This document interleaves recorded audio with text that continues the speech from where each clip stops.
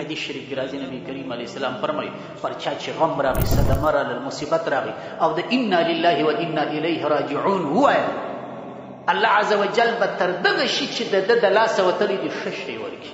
ام سلمه رضی الله عنها فرمایي چې دغه حدیث ما د نبی کریم علیه السلام څه واورېدي زما میړه وفات سو زما خاوند هغه خاوند چې پر سر د مځکې ما ته تر ده بل څوک محبوب نه و.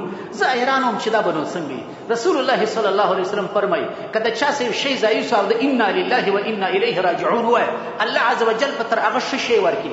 زما تر خاوند خو ما ته په دنیا کې بل ښه شی نشته نو الله به ما ته څنګه ښه شی راکړي. زه په دغه حالت کې وم په دغه پسو پیش کوم چې دا به څنګه معامله وي.